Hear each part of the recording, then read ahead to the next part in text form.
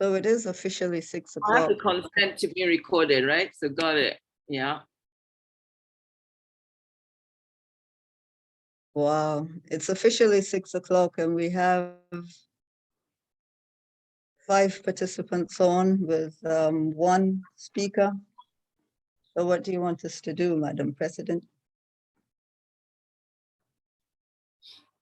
Okay, I think they're coming in now.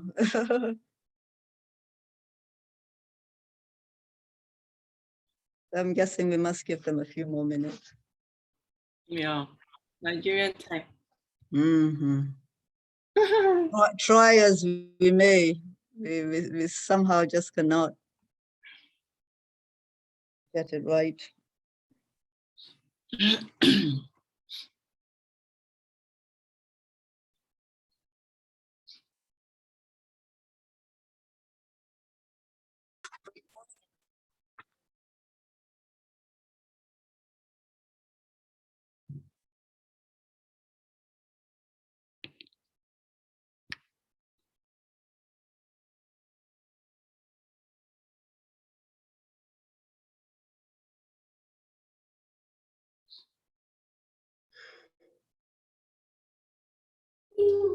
Okay, they're trooping in now.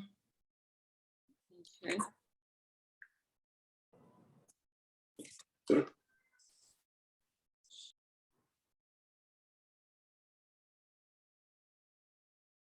I guess we give 4 more minutes, maybe, so that it's or 3 at this point.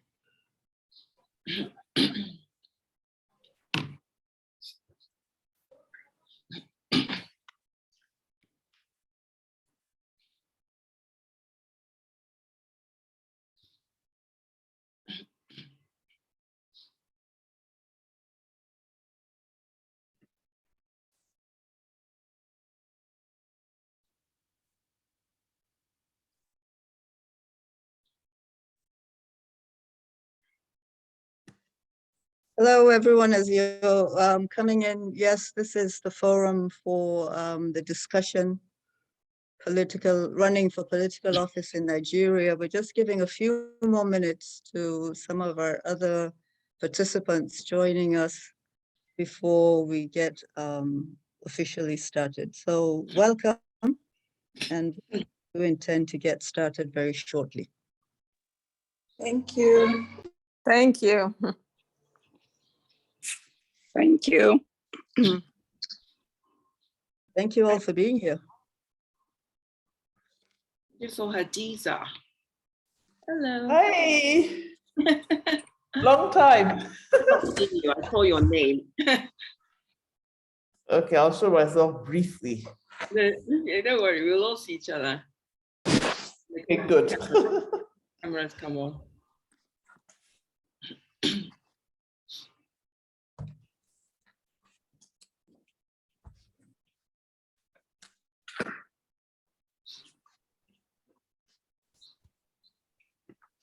Okay, I see Honorable Teju Ashore has joined us. Welcome.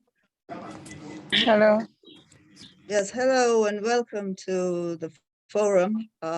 We were giving a few minutes to those that may be joining us shortly before we get started. So I just noticed you've joined us, and that makes 2 of our distinguished speakers currently present with us. So thank you for being here.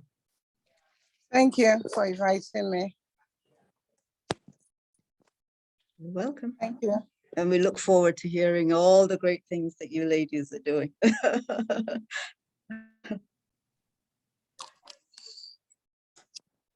Okay, so 1 more minute and we shall officially kick it off. Madam President, do you have any idea of the number of participants that we were actually expecting? Or we should just go, okay, so we should go just, ahead and then we'll just join. Yes, we'll okay, go ahead. all right, Start. okay. And just good evening, everyone. Thank you for coming and thank you for participating. Truly appreciate this. Thank you. With that, it's officially 6:05. We've given 5 minutes to those that will be joining us. Good evening and welcome to this event. I just want to start by expressing my appreciation to Madam President, Moigi Okaru, our incredibly indefatigable president. Thank you for all that you've done for Queen's College, for the alumnus and everything else, and what you continue to do, you and your team. And thank you for this topic. I must say that it's certainly a topic that indicates, the seriousness of the time that we are in Nigeria. And it's particularly delightful to see that we have a fantastic group of panelists, many of whom are OGQC, by the way, and I thought that was really interesting and very, and I applauded that for our association. So we are expecting a few more speakers, but I see that we do now have at least 2 of our speakers joining us. So I will go ahead and get this started. Recording in progress. I'm sorry, what was that? Okay, anyway, so I'll go ahead and get started. Initially, I was thinking that, we may have a quick poll, and I don't know if we have the time for this, because I came into this rather blindly. In other words, not knowing who would be here, how many would be here, and what areas of interest they may have.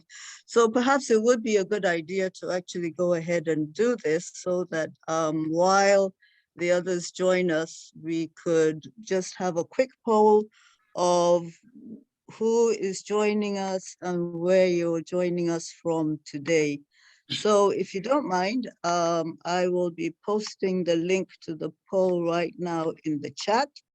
And I will ask that you kindly participate. It's a brief poll. Like I said, it's a straw poll just to give us an idea of who is around the table and so on and so forth. But I also would like to start actually to acknowledge Mrs. Irene Harriman. She must be one of our longest Queen's College alumnus that's joining us today. And maybe before we even get started, if she doesn't mind, I would give her a few minutes just to say hello and anything else that she may want to say to us. Mrs. Harriman, are you there? And would you like to say hello to us, please? Tell us what year you graduated from Queen's College and what you're doing right now and what you've been up to since you graduated from Queen's College. Mrs. Harriman. Yes, no? Yes. Oh, fantastic. Great. Thank you. Hello. I know how to. That's fantastic. I'm sorry. I need someone. I'm alone, quite alone in the sitting room here. I would have loved to. If you give me a minute, I can call on a helper to make sure that you can hear me. Oh, we can hear you loud and clear, Mom. Uh-huh. Hello, Mommy. Hello. Hello. Good evening, everybody. Up QC, if you are QC or lover of QC girls. I've just come back.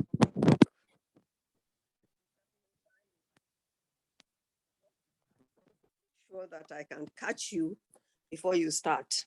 Good evening, everybody. Good Good evening. evening. Good evening. Well, I'm Irene Harriman Ni Ogedegbe. I was in Queen's College, Onikon, Lagos, 1951 to 1955. Ooh. And since then, I've done all sorts of things. I was a wife, I am mother, grandmother, Yeah. and retired, but not tired right now. Fantastic. So it's been a, quite exciting time. Very proud to be a Queen's College mother.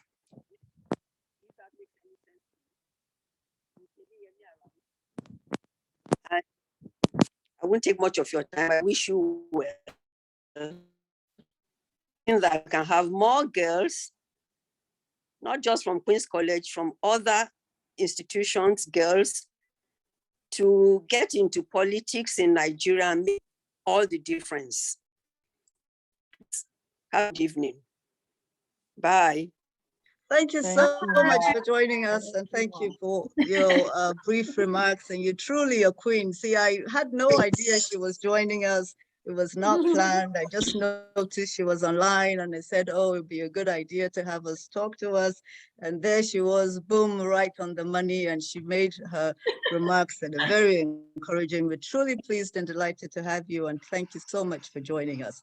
And oh, Thank by you. the way, I do want to mention, I will be remiss if I don't mention that she is the mother to Honorable Tammy Harriman, who is joining us today as one of the female politicians that she talked about to discuss her experience. So thank you.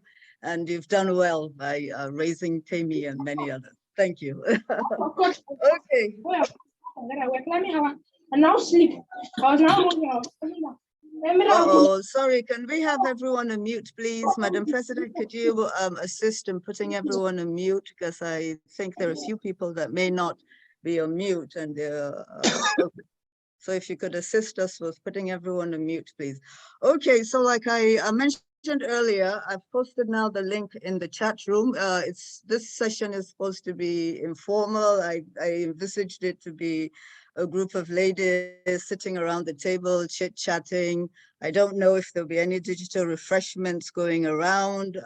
Certainly, I don't think there'll be any tequilas or margaritas, but you know, whatever you like to drink and munch on. It's informal. I'm not taking it as any a big deal, but you know, just chit-chatting to hear from our colleagues, other ladies that have been into politics, what their experience has been like, and anything else they want to share with us. So please go ahead and click on the link in the chat. Like I said, it will open up to a poll that would basically be asking you where you're joining us from today, just to give us an idea of today. Uh-oh. I'm sorry about that. Somebody seems to be. I'm on the hunt for putting people on mute, don't worry. All right. And the link says it's closed. Oh, right. I do have to excuse me. I have to open it up real quick. Let me do that right away. Because it's timed, I wanted to be sure that, okay. So it should be ready to go now. Yes. So if you can join back in, it should be ready to go. Right, I'm seeing responses coming in now. Good. Oh, excellent. Yes.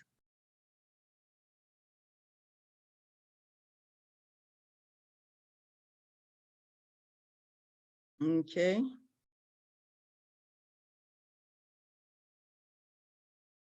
Just have 30 more seconds. The others can join in. Oh, I see someone from Doha, from Lagos, Atlanta, Abuja.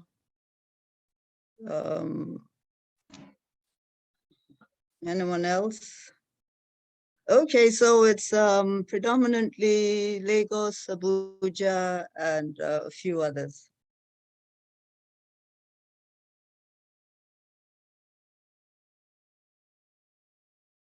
Okay, so the next one is, when did you graduate from Queen's College?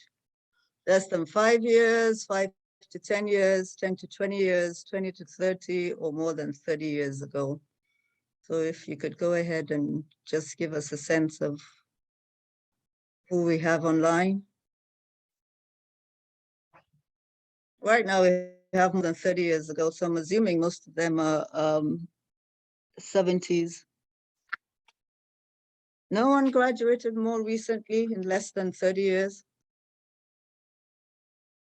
Madam President, we need to get some younger people in here. I graduated 2008. Okay. Good evening, everyone.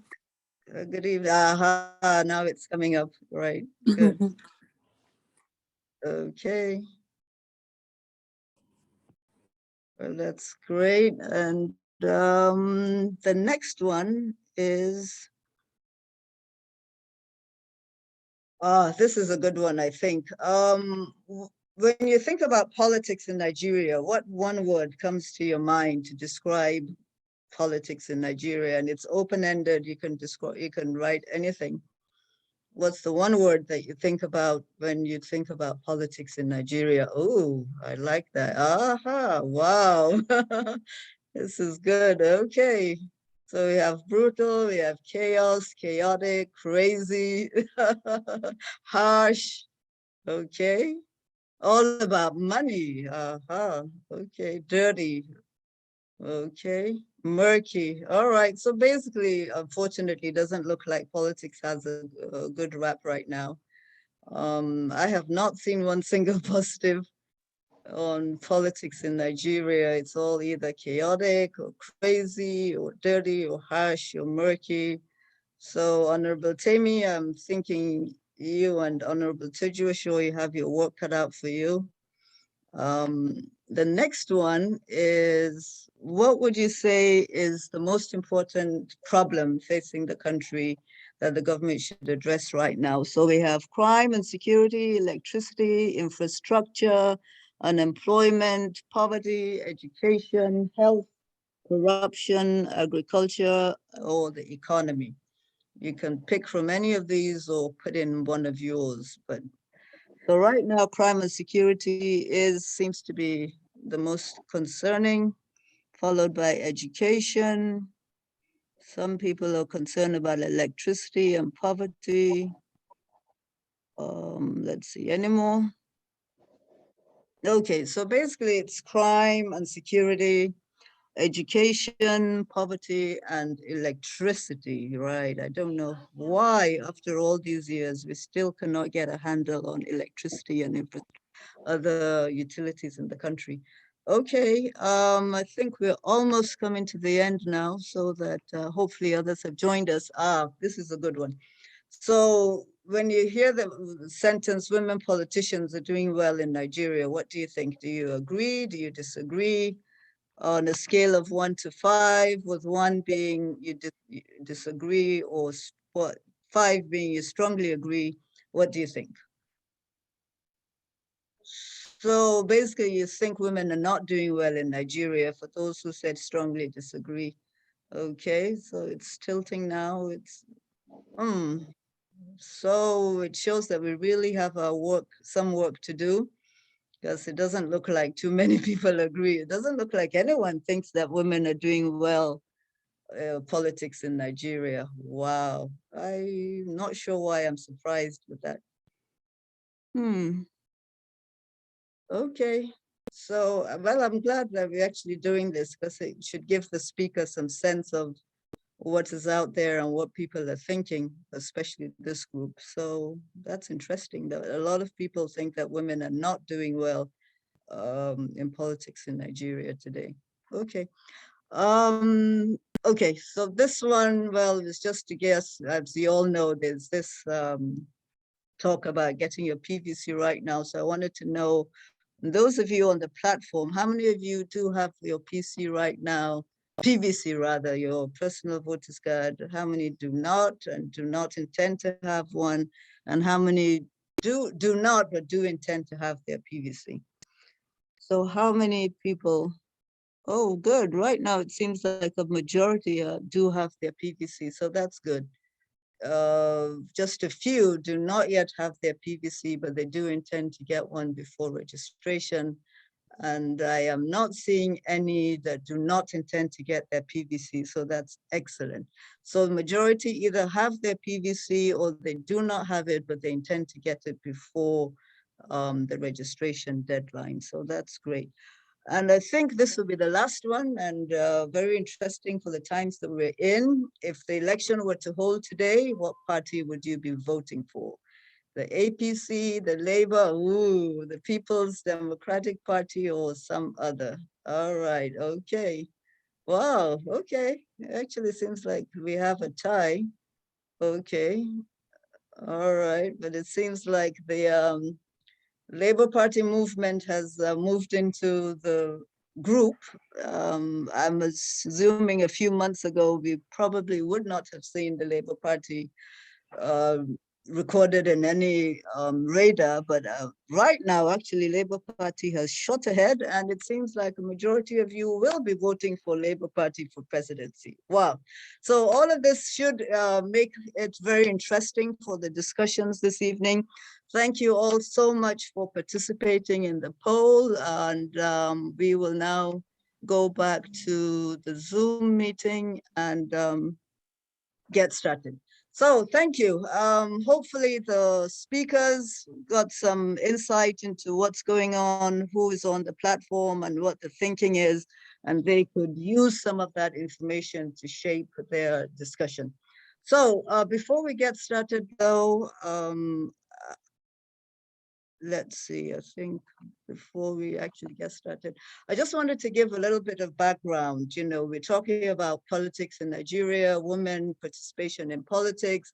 So this was to give an idea of the population and how it's grown, and truly women make up at least just slightly more than 50% of the population in Nigeria. Right now, we have few women in elective office. At this point, we have 0 president, the vice president, and no candidates in the major political party, either running for president or vice president. We're supposed to have a lady who is running for vice president of one of the platforms join us, but I don't know if she'll be joining us later. 0 governors, no candidates in the major parties. There are a few running for deputy governorship positions. Again, not many of them in the major parties. And I think this was what was most disturbing to me, was that, let's see, I lost it here, right, that only 7 out of 109 senators and only 22 out of the House of Reps are women. So we certainly have, you know, a dearth of women participating in politics, and a number of reasons have been put forward, you know, campaign financing, high cost, and all whatnot, and I'm sure we'll get into some of those later. But I just wanted to give that background. So with that, without taking any more of your time, I can hear me speaking too long and hear my voice too much. So I'll go right ahead and start with introducing our speakers.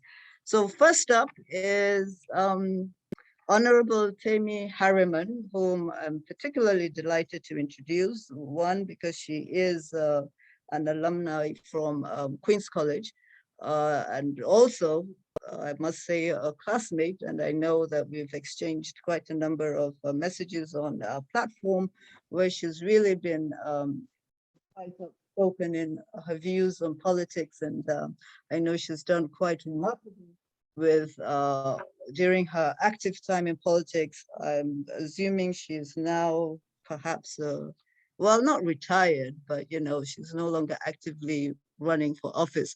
But it'll be interesting to hear her experience. So please welcome Honorable Temi Harriman, who was representing the Federal House of Reps, Warri Federal Constituency from Delta.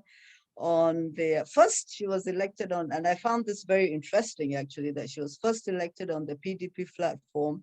Then she went on to the AC platform, and when they merged with over time, she is on the APC platform. So she has, I'm sure, quite a lot of experience she could share with us in terms of what she's done on the different political parties, and particularly why people move from party to party. I think that's what I would like to hear from you, Honorable Temi. She's a lawyer, she's a politician, an entrepreneur, and currently she's a board member at the National Institute of Policy and Strategic Studies in Kuru, a graduate of the London School of Economics, University of London, and she was the member of the Presidential Election Planning Committee and the Delta State coordinator of President Muhammadu Buhari's presidential campaign. And I tease her from time to time, you know, about them bringing Buhari on board. So with that introduction, please welcome Honorable Temi, and I will stop my screen share now so that you, Honorable Temi, can tell us a little bit more about especially what made you go into politics. Let's start from there. Why did you decide that politics was something that you wanted to do and you went into politics? Honorable Harriman? Thank you, Chalia, Madam President, all the ladies on this Zoom call or this Zoom conference or conversation. Good evening to you. Just a little correction. I actually got elected on my first term on a party called APP. I was in opposition. I was in opposition in Delta. I was opposition at the National. And I did move to PDP for my second term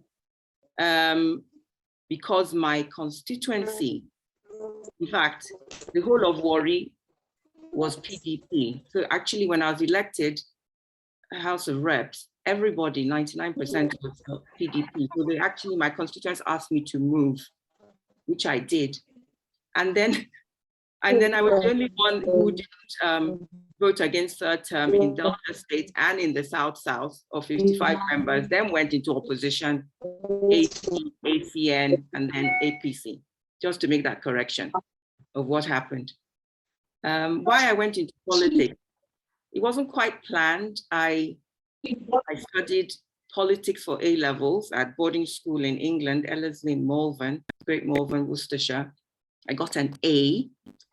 And then I went to study law at the bachelor's, master's level, Nigerian law school, English bar. And worked in a law firm in Lagos briefly, but drifted into politics because I started going to political meetings. And this was under Abacha's time. So it was quite a scary proposition at that time. People were getting killed, even women politicians. A prominent woman politician in Ibadan was killed, if I remember. She was blown up. So it was military regime, actually. So it was a scary thing. So I kind of drifted into it. Elected first, contested first time under Abacha, and then everything was canceled and it came up again in '99 and I won. So that's what happened. It was literally just attending meetings and then having the interest, having studied, was a bit of an activist at London University, even from boarding school, anti-apartheid, going on marches, being interested in current affairs, elections world over, just taking an interest in politics, and it wasn't planned at all, just drifted into it.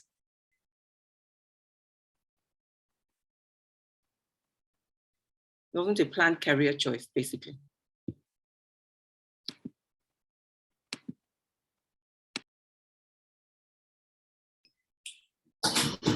Chalia, I think you're on mute, Chalia. Okay, yes, can you hear me now? Yes. Okay, sorry about that. Yeah, so I was saying I was looking through the participants to see who else is on board at this time.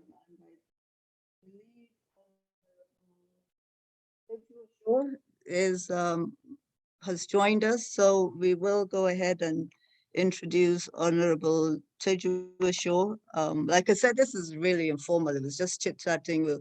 And if you have any questions, oh, I forgot to mention that if you have any questions, please feel free, send the questions in the chat box, and you can use the reaction box also. If you hear anything you like, you can, you know, put a thumbs up, smile, or anything else. It's just chit-chatting to get a sense of how the women are faring in politics in Nigeria right now. So if you give me 1 second, right, so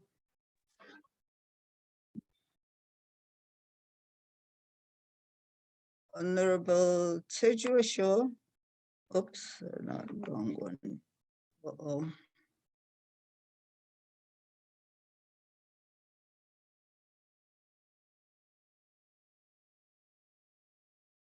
Right, there we go. Honorable Tejua Adefumilayo Tejua Shaw Smith is a 4-term Lagos State House of Assembly member, also on the platform of APC. And I see she's also a QC alum, a lawyer and a politician. She graduated from University of Birmingham with a law degree And she also started in politics some time back, first as a Federal House of Reps candidate for the Grassroots for Democracy way back during the Abacha regime.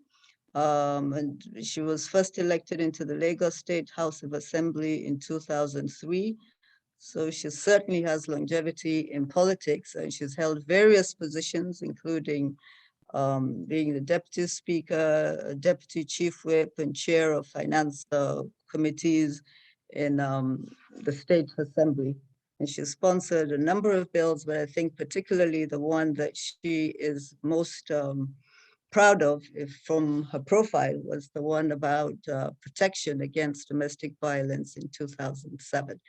So Honorable Tidjua, the same question, what ignited your interest in politics? And then we'll go from there. Thank you very much. Can you hear me?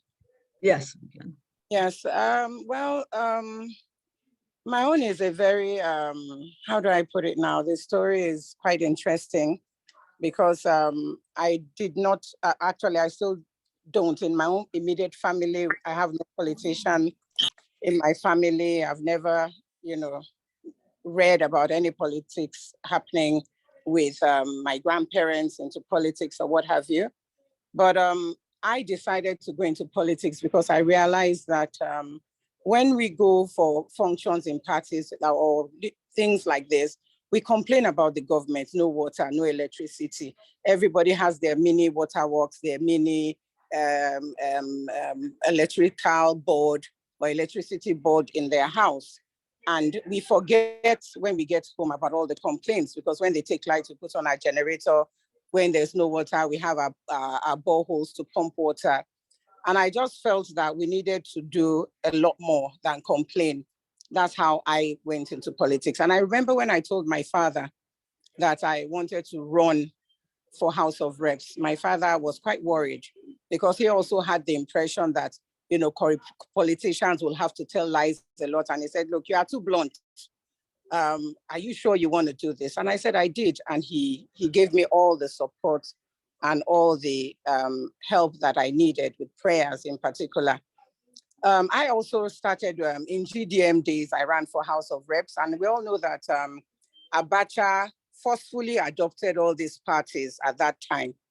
And 2 days before the elections, I had to withdraw from the race because I felt, how can you be honorable in a dishonorable dispensation?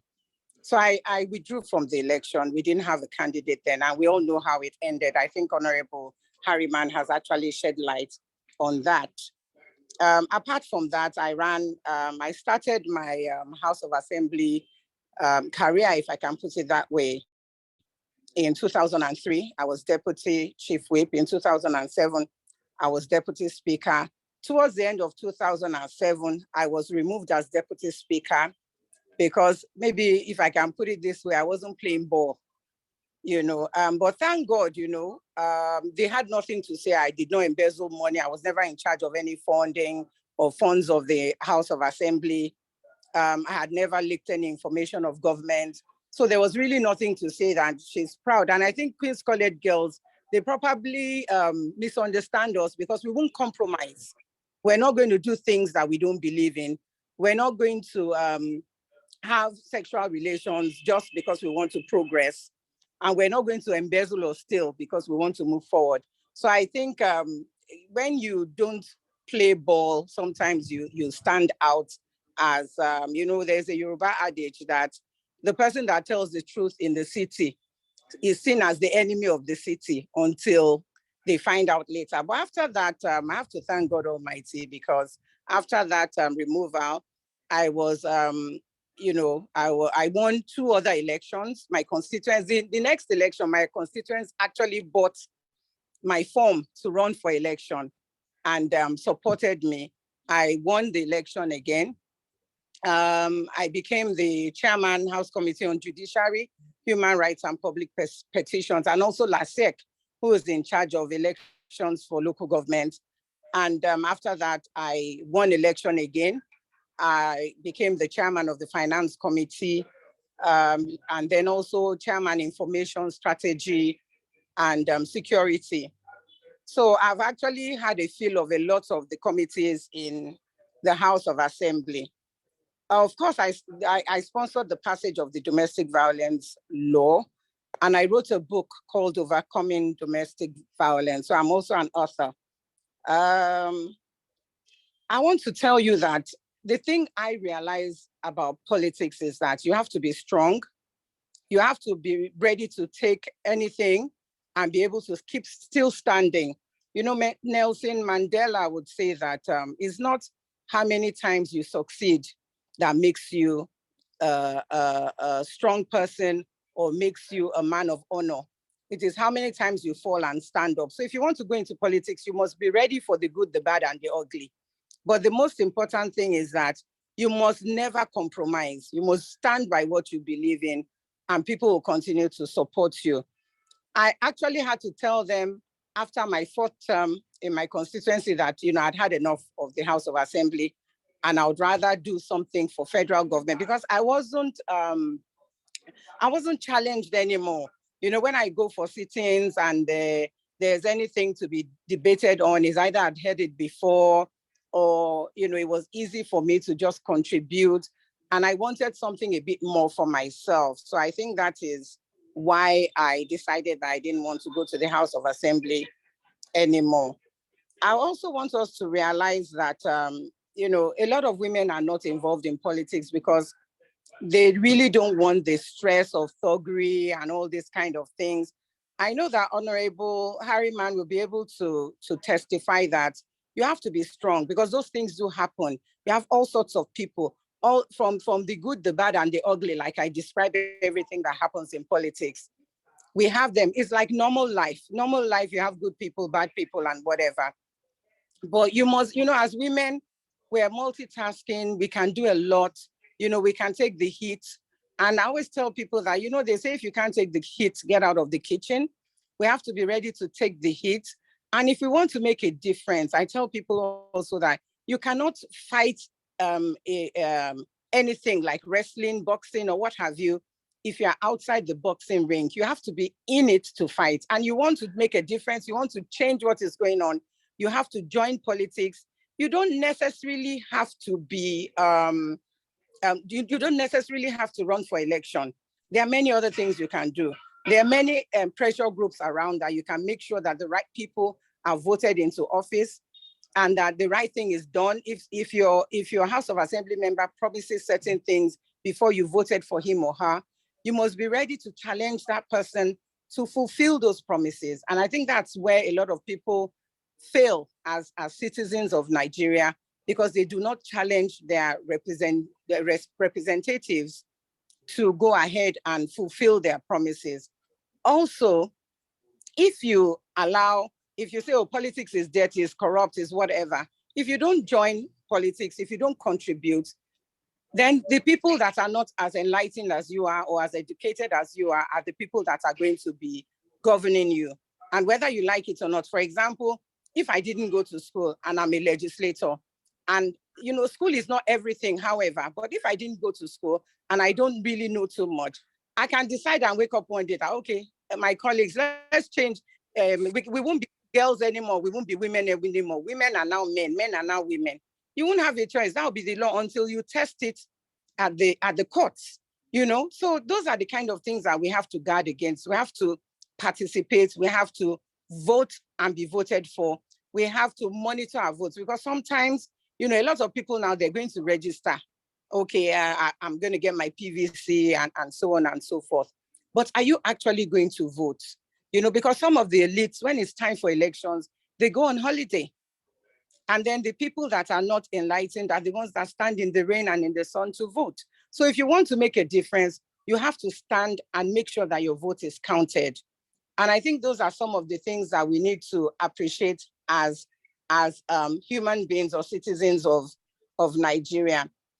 Normally, I tell people that, yes, we don't have enough women in politics because, you know, the men are happy to say that women are their own worst enemies. I want to agree with that. I want us to appreciate women, and we can make what if I'm taking long talking, please call me to order. because I Okay. can on and on. All this order. Yeah, they say women are their own worst enemies, but we are not. You know, if we really want to be fair with ourselves, we should support ourselves and make sure that women get there. No women presidents. Okay, yes, there's a woman that tried to run for that position in this last primaries at the APC, who later stepped down. But at least I commend her for trying to do that. But what I realize is that there's this Queen Beach syndrome that women have, that, okay, I'm the one there and nobody dare challenge me. We can't continue like that, because that also, you know, makes other women not want to support you. So I feel our attitude, our character, we must be careful of how we carry ourselves and what we do. And whenever women call us to come and talk to them or come and be with them on certain important issues, we must find the time. For example, today I'm in Ilorin. You know, it's not convenient for me, but I would like to always participate. I'm happy to be there, to be here. And I wouldn't miss it for anything, because the more QC girls that we have in governance, if I can put it that way, the better the government of Nigeria will be. We have a lot of QC girls in position of authority, but we do not have enough. We do not have enough. And so we're calling on all of you to please, you know, join us to make sure that we get more women in these positions, and so that we can make Nigeria a better place for all of us. I was a former deputy whip, chairman this, chairman that. It's not enough if I don't get the support of women. And I realize that I get more support from men than I get from women. And I tell the younger people that, yes, they say what a man can do, a woman can do better. But I always like us to say that what a woman cannot do can never be done, you know, because women, we can do almost everything. But, you know, as a Christian, as a God-fearing woman, I have to let you know also that the most important thing of all is God. Whether you're a Christian or whether you are a Muslim, is God. Because we all know that what God cannot do cannot exist. Thank you very much for giving me this opportunity. I'm open for questions.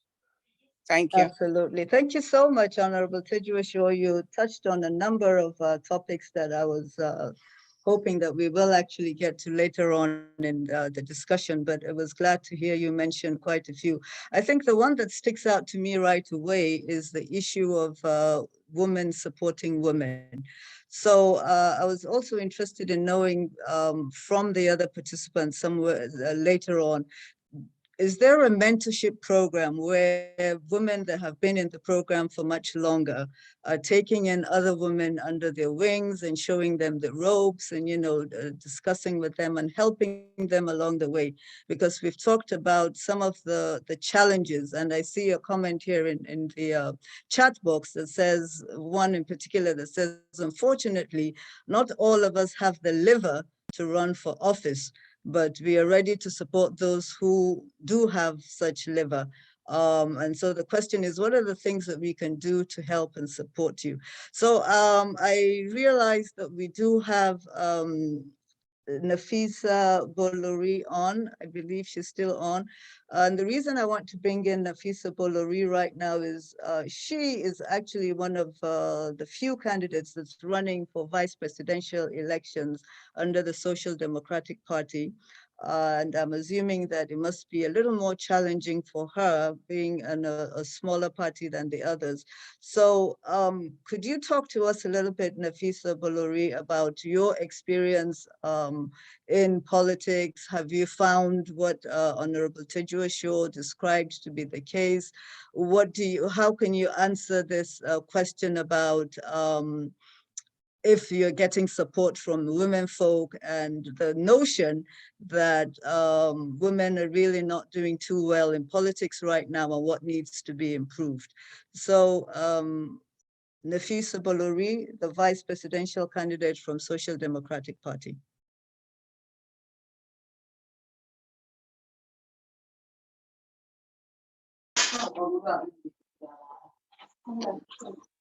Can you hear me? Yes, we can. And thank you for being here. Thank you for joining us. Yeah, you're welcome. And thank you for inviting me. very honored to be here amongst my queens.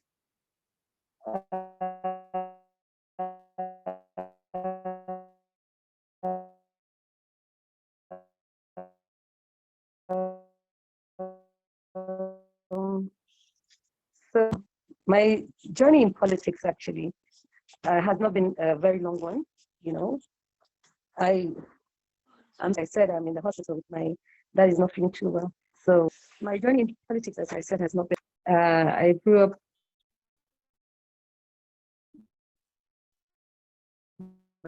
My dad was a politician, 1980, political position for the MPN, and you know, up to NRC, PDP, you know, and then when I got married, my husband is also a politician. So, he became the chairman of Maiduguri Metropolitan in the year 1999. That was where I actually picked up my interest in politics. The real interest, I mean, because I was now a part of politics, because I became the chairperson of Maiduguri Metropolitan Council in that year. So my journey there, in so doing, I became the president of the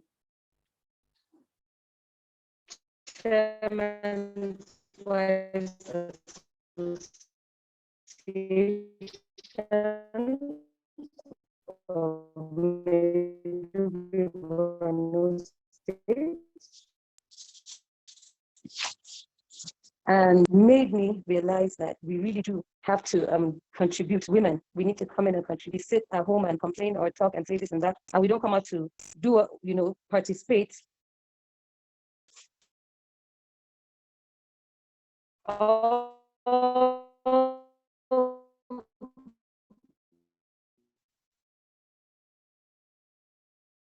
Okay,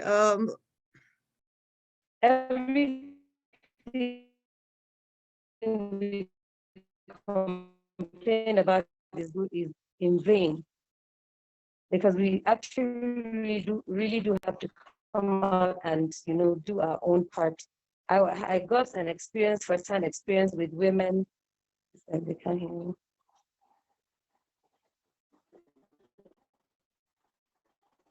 unfortunately, okay, I think she's actually put herself on mute. We cannot really hear Nafisa Balori, and that's okay. Are you back? Maybe I think her network is a bit problematic right now. So maybe You can't hear what is going on. your bandwidth seems to be stretching and it's breaking. We can hardly hear you. So I'm not sure if you take yourself off the video, if it will help or not. But if you don't mind, we may move on to the next person while you try to figure that out. But you mentioned that you were in the hospital, and I think your dad or someone is not feeling too well.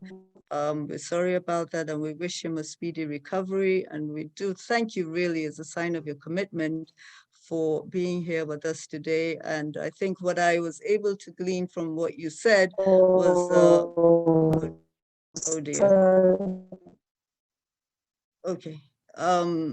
What the challenges of being new in politics, and you just came about it accidentally.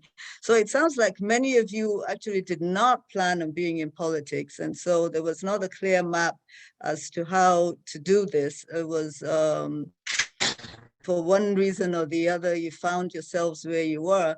But there's a question on here for women who may actually want to get into politics. How should they start? How should they go about it?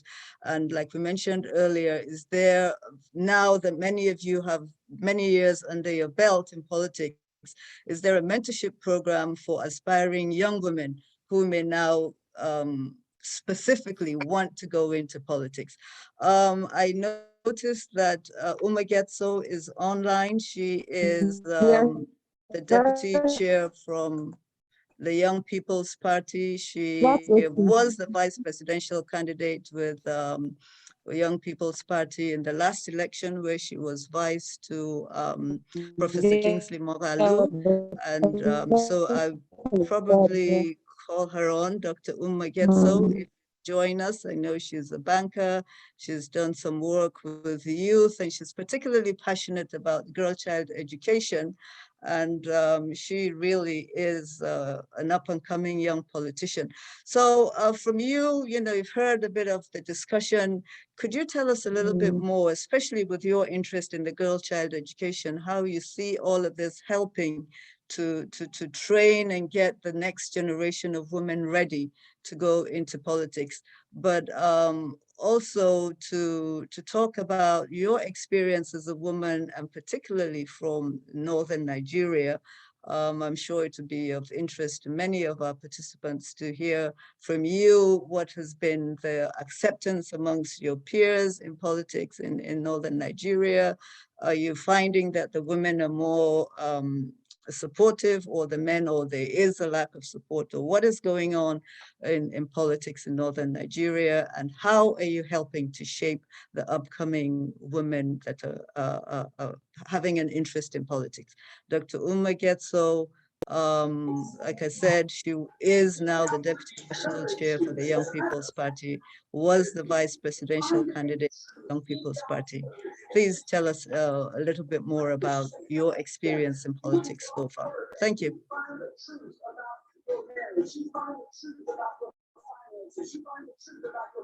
Good evening, women. It's truly an honor to be in your midst. Though I'm not a queen, I'm somebody that attended different college from the far northern Nigeria. It's truly an honor to be part of this discussion this evening. My experience as a politician, it's been a very, very wonderful one.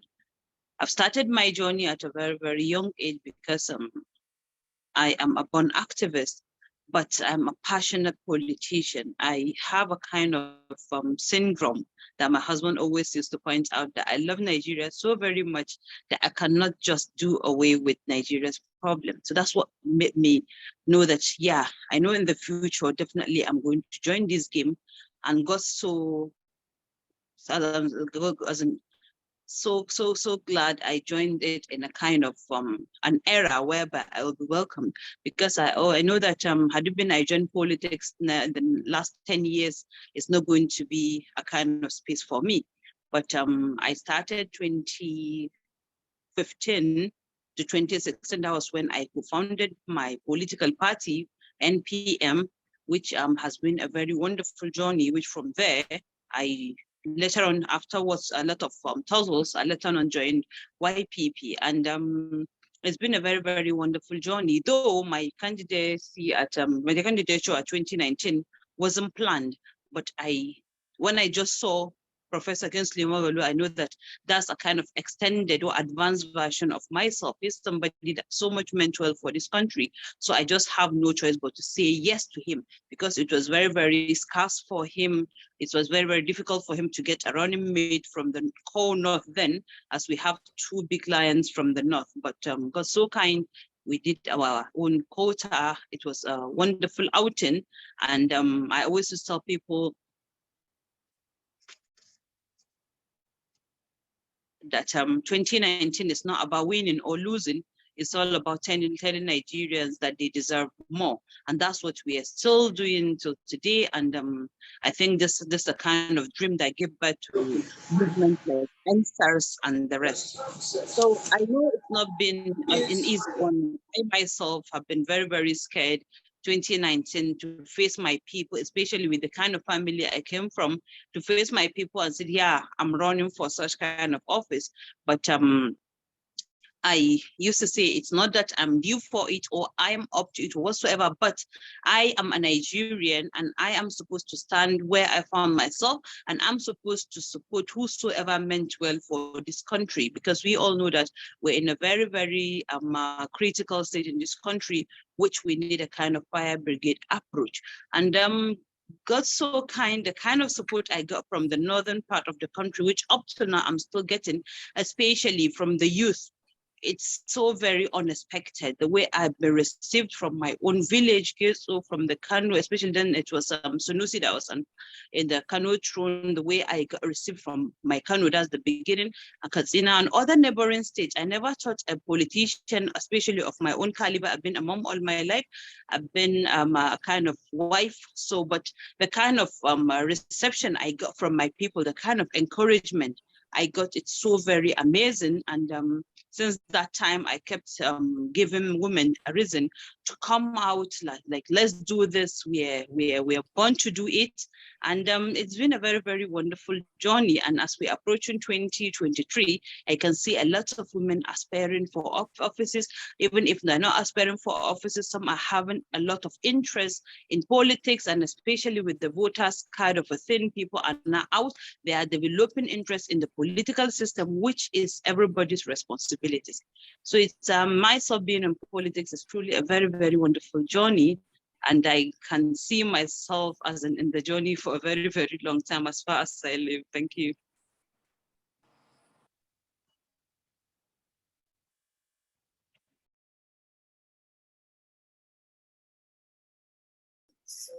Charlie, okay. Yes, I don't know when I was muted actually, but okay. So I was saying that I liked the last sentence, Yes. statement that you made, that, you know, you can see yourself being in the journey for a very long time. So that's a very good statement.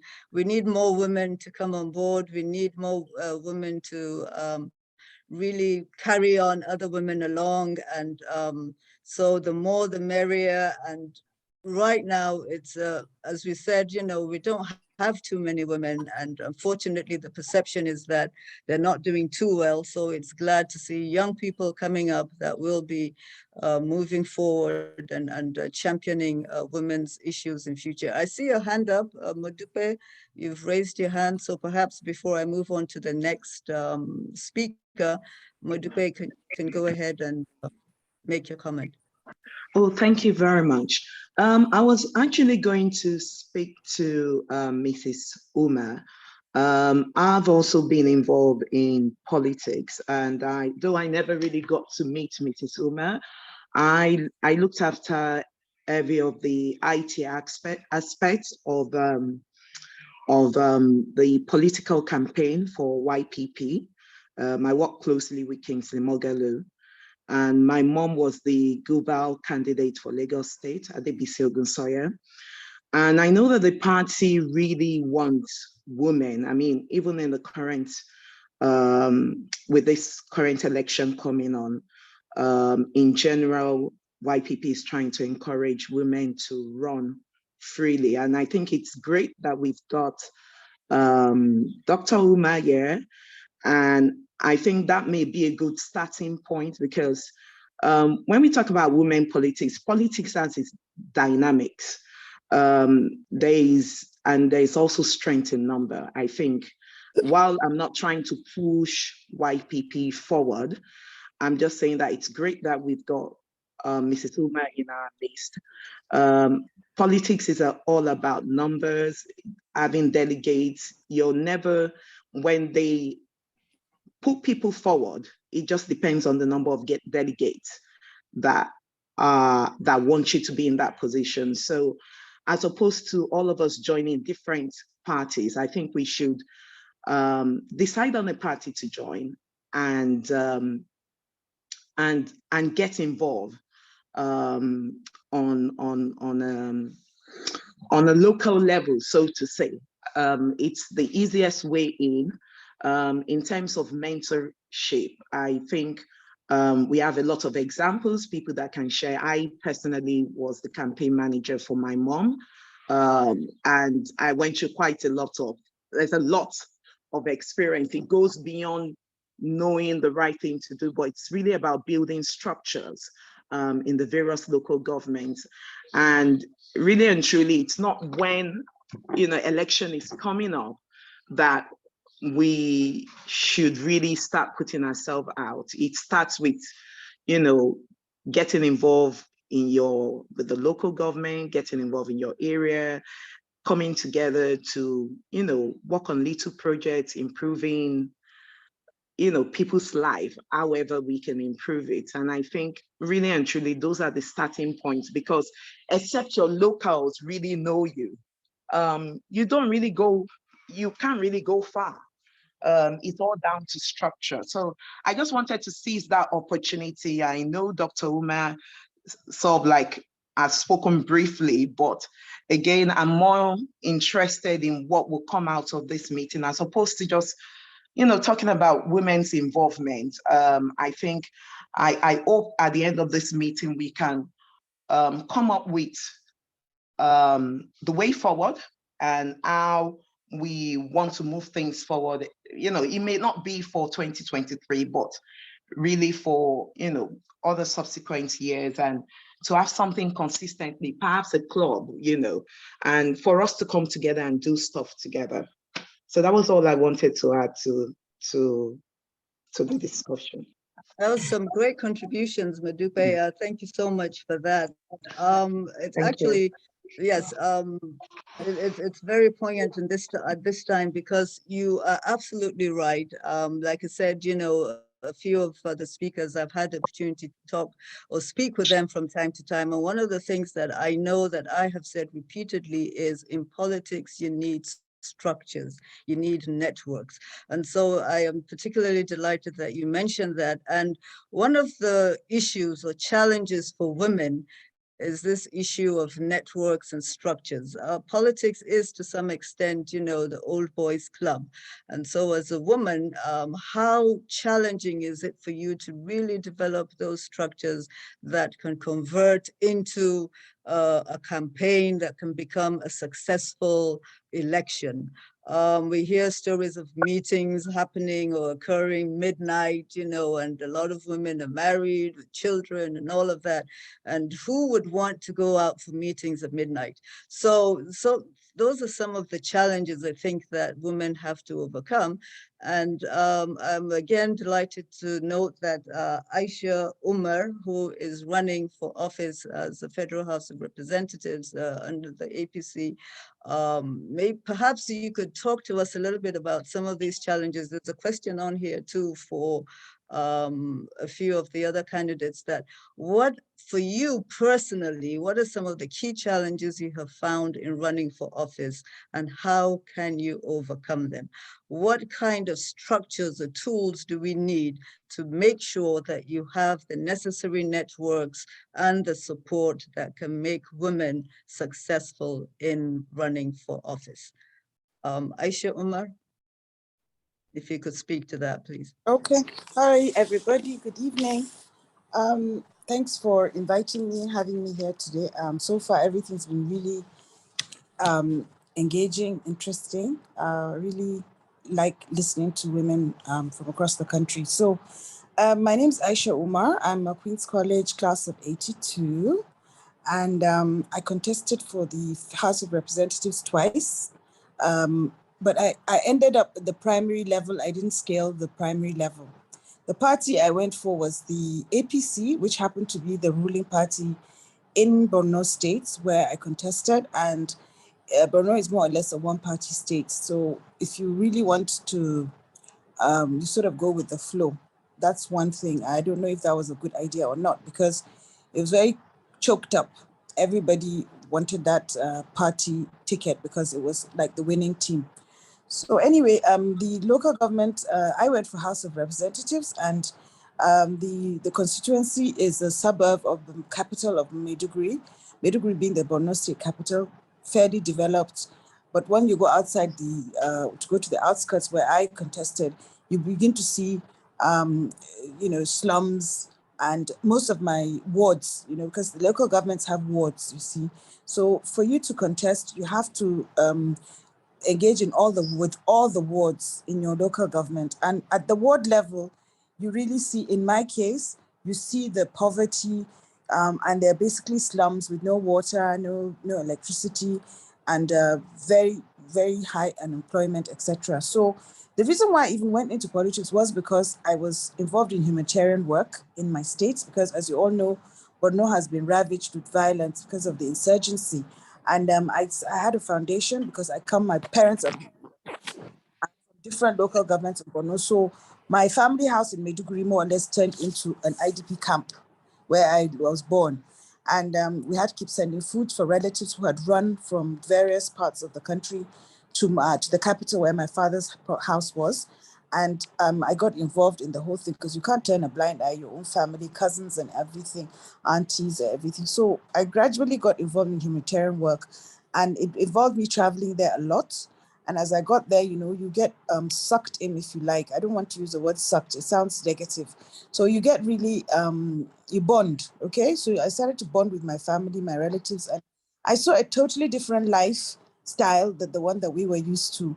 And I think that kind of pricked my conscience, and I began to see that this class divide is so huge. You would just not believe how bad it is out there. People still use donkeys for transportation in some of the wards. So that's how backward it is.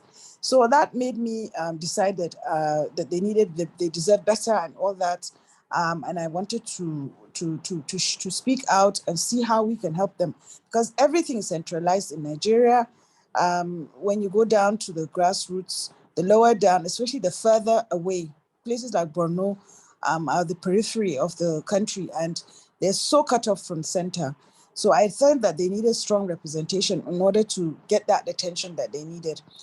Talking about constraints, definitely number one is because politics in Nigeria, political office is seen as an avenue of making money, because you get these huge allowances and salaries or whatever, and then politicians, especially the members of House of Reps and Senators, they also extort money from ministries.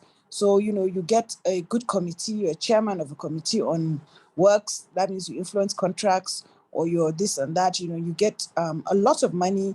They take you on trips abroad. Ministers have to pamper you so that you cooperate with them and stuff like that. So because it's seen as a very lucrative thing, men in Borno especially feel that because they look at it from a financial angle, they dominate politics because they feel they are more in need, that women have, at least a woman can depend on her husband.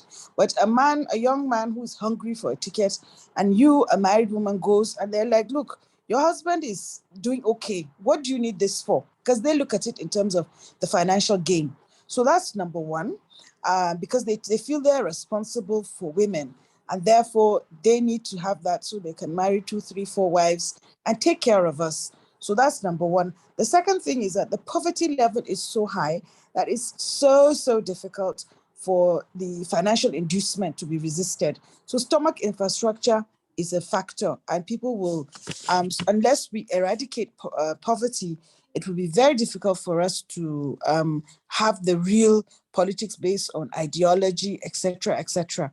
And the other thing that when we were asked at the beginning of this meeting, was to do the questionnaire, and we were asked to describe politics in one word, and my word was brutal. I use the word brutal because never in my life have I experienced treachery, the level of betrayal in politics.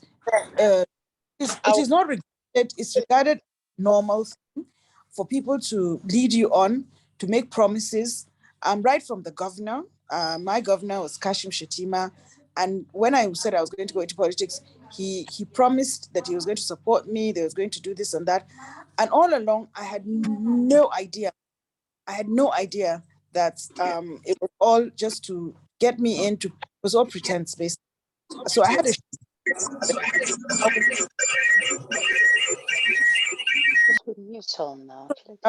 then so like I said, the treachery and betrayal. Then another thing is that you have to take it just like Honorable Fumi Smith. Fumi is my classmate, 82, and she was my very, very good friend. Hi, Fumi, really nice. Look up to you. Hi, my darling sister. I love what you're doing, and well done. And you inspired us to go into politics. Thank you. Yeah, thank you so much. So yeah, and like I said, the most mind-boggling thing is when it comes to the way that you're expected to be loyal to the party, regardless of how badly you're treated. That's another thing women, we all have to understand. You'll be treated, you'll be betrayed, you'll be lied to, you'll be used and lied and all that. But at the end of the day, after the primaries, this is all primary. After the primary elections, they'll come to you like they did 3 days ago, come to me from the governor sent a delegation to come to me to beg for forgiveness. So this is another feature in politics. And I know that there's this reconciliation going on in every state. Wherever the primaries are held, usually they are not democratic. So because they're not democratic, they know that afterwards people are angry and then they have to do. So this reconciliation is a common practice. They did it the last time.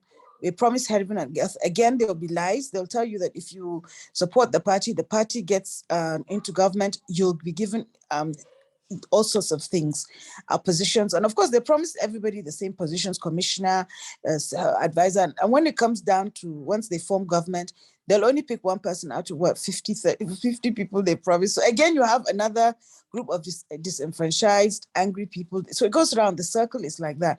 So like I said, you now become almost used to it and immune to it. And that is what differentiates normal people from politicians. When you go through this experience, it hardens you and it makes you almost insensitive. You have to be really, really careful not to lose your humanity almost. So these are kind of experiences. And my own view is that unless we get educated and women are economically empowered, they cannot stand side by side with men.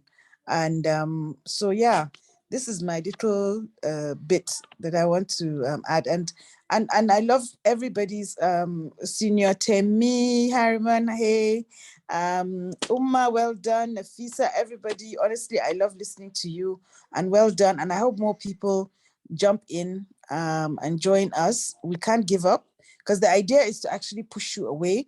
So you're supposed to get so angry and so fed up and leave. That's the thing. So you have to just keep on going on, and one day you'll get it. And even if you don't win, you're raising the bar. So I'm making it difficult. I know that I'm my opponent's worst nightmare. He gets worried every time they say I'm on the flight going to Maiduguri. They tell him that, Aisha was on the flight, and he panics. Even though he's got the ticket, he just feels uneasy because I'm there breathing down, trying to, watching with an eagle eye to see what he's doing right, what he's doing wrong. And if he makes any mistakes, he knows that it's going to be a big deal we made out of it. So that in itself is you're playing opposition in a sense, even though it's the same party. So please don't give up, and let's keep let's keep at it. Thanks, Madam President, for having me here. Ifeko, thanks. Wow, fantastic. I actually could see a number of your fellow panelists shaking and nodding their heads because I think they related to almost everything that you said.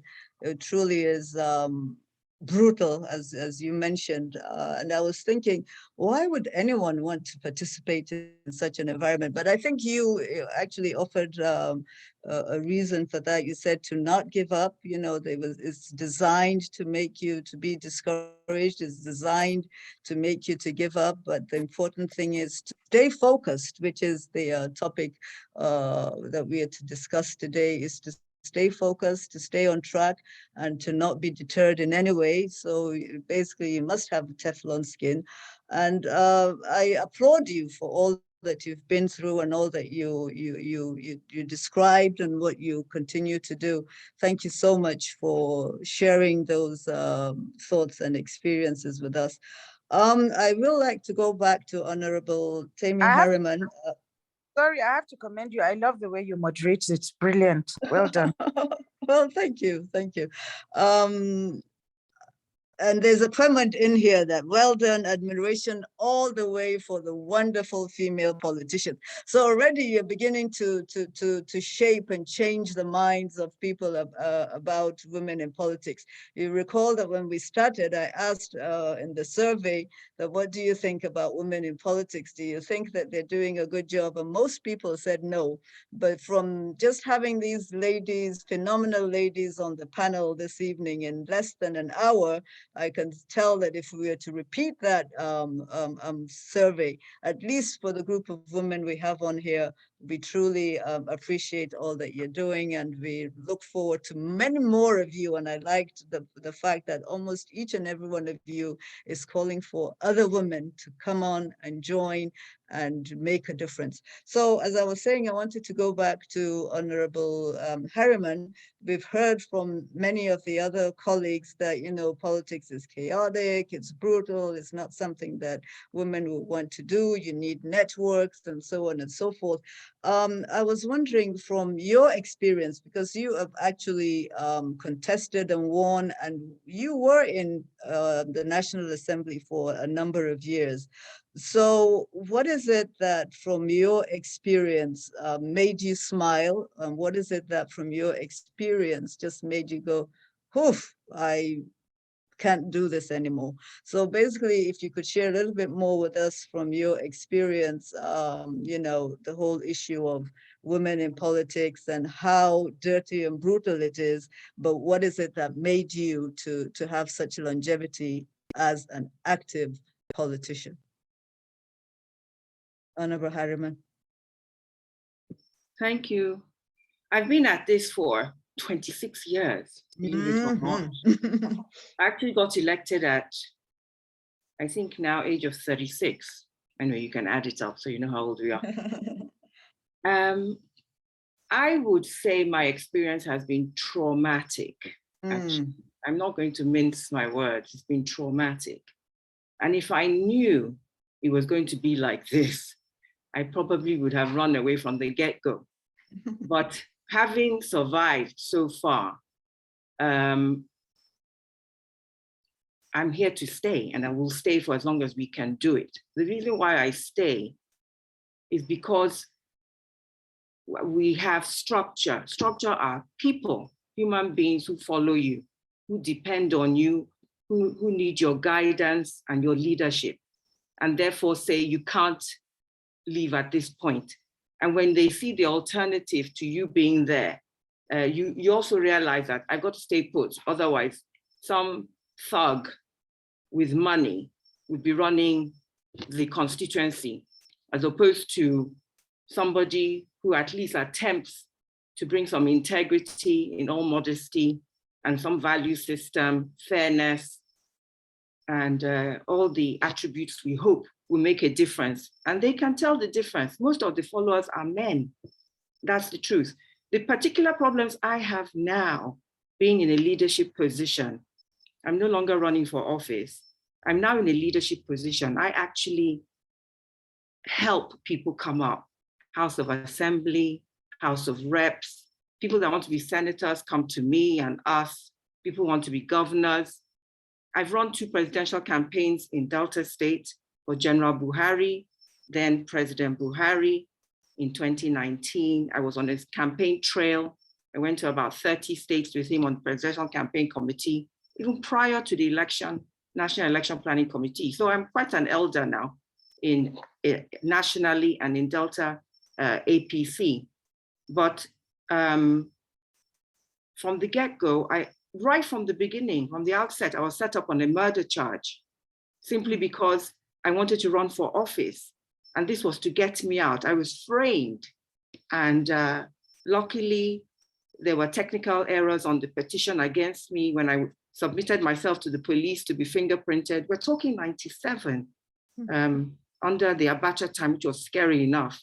The petitioners made a mistake because my posters were Barrister Temi Harriman. They didn't know I was a woman.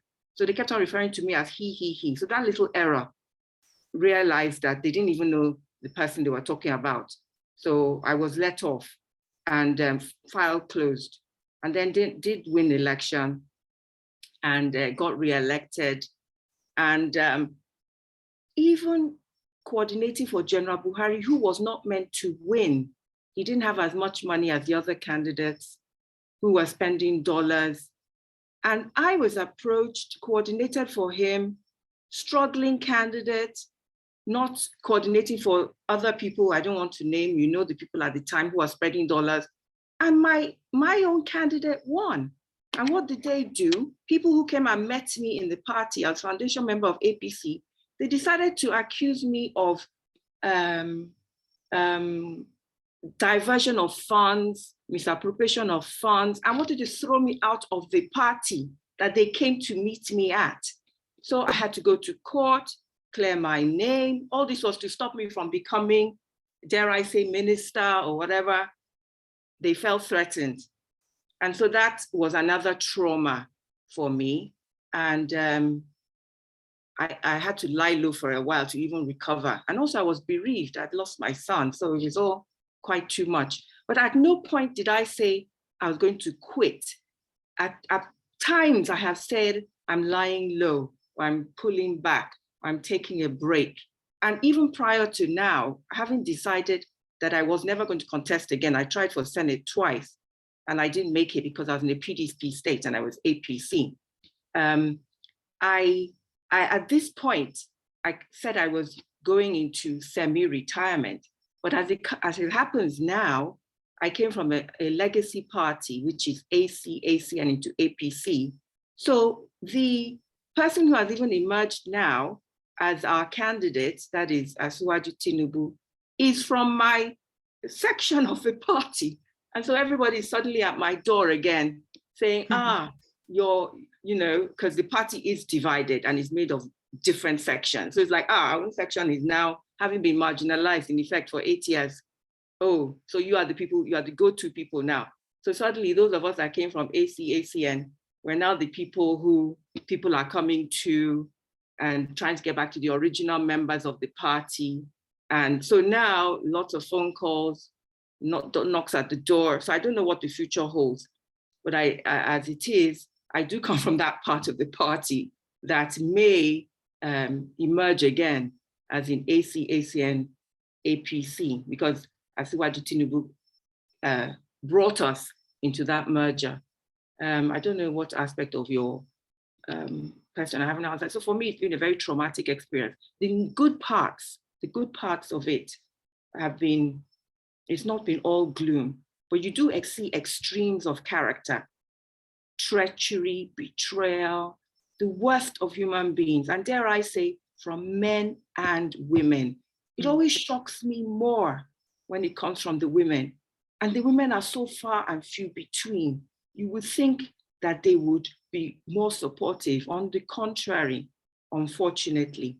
And men have a difficult time accepting women as leaders. That's my problem right now, having climbed up the ladder, so to speak, that culturally and otherwise, I'm having resistance to people accepting my leadership, mostly from the men and from the women. The backstabbing and betrayal from women not even accepting a woman as a leader for whatever reason, jealousy or what have you. So it's really a terrible business, quite frankly.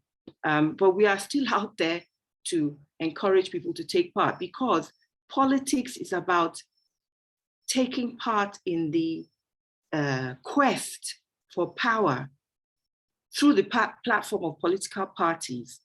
And with that party platform, if your party gets into power at any level, you get a say in the allocation of resources, in answering governance questions, in able to do good. That's why we do it. Even now, helping to bring up candidates for House of Assembly, House of Reps, mentoring men and women so that they too, and selection of candidates, that's basically what I'm doing now as well, and influencing and trying to find the right people who will go forward. So at any point at which you take part, you are helping to shape future generations. The good part is being able to influence the future by helping young people, not all young, some older, middle age, it doesn't matter, there's no barriers. That's the good thing about politics. You can carry on until literally you drop dead. There's no age limit, as long as you're healthy and you can take part. The good thing is that there are a few good people, and when you see good people, you see extremes of goodness too, but it's far and few between, unfortunately. And then you can, when you do have access to levers of power, you can help your people by bringing projects and influencing appointments, helping people in trouble, bereaved families of oil workers who died on duty. You can confront the oil company, for example. That's in my own area anyway. And, you can help people with employment. I'm on a board right now, even as a board member, which is not an executive position, you can help people in problems. There's so many things you can do that if you are not there, it would be difficult. So there's always, I see it as an avenue for constantly helping people.